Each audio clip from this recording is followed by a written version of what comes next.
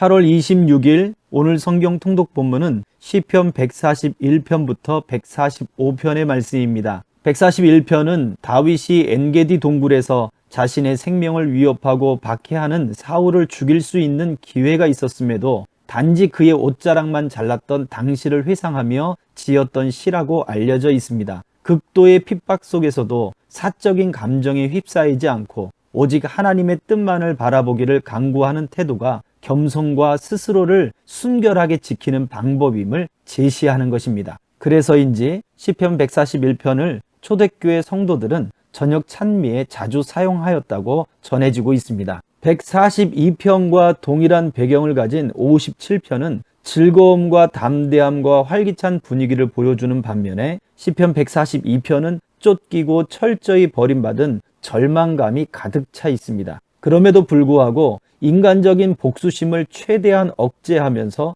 적극적인 하나님의 개입을 요구하는 기도가 담겨져 있습니다. 탄식과 비탄의 분위기가 가득 차 있으나 오히려 피난처 되신 하나님께 소망을 두는 신앙을 거기에서 그 기도에서 발견할 수 있는 것입니다.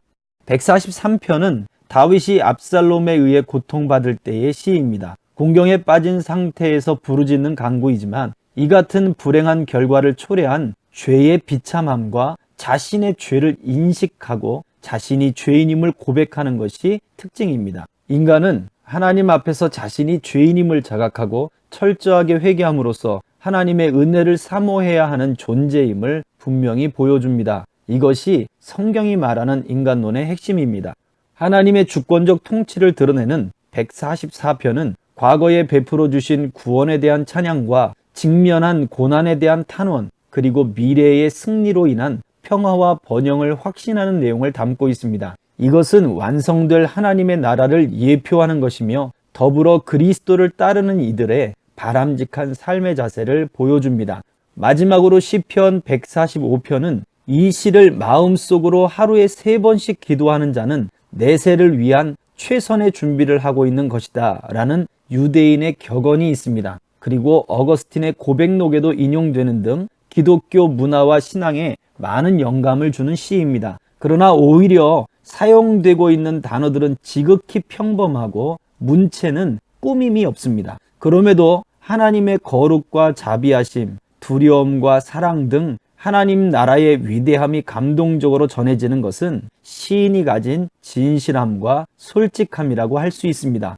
날마다 하나님의 임재를 경험하기 위해서는 모든 환경 속에서 사적인 감정에 휩싸이지 않고 스스로 거룩과 순결을 지키기 위해 진실함과 솔직함으로 하나님께 구원과 은혜와 자비를 구해야 할 것입니다. 하나님의 임재는 악인에게는 심판을, 의인에게는 구원과 은혜와 자비를 의미하기 때문입니다. 그러므로 우리는 항상 하나님 앞에 있는 우리 자신을 자각해야 합니다. 하나님은 행한 대로 심판하시는 분이심을 기억하고 피난처 되시는 하나님과 동행하는 삶이 되기를 축복합니다.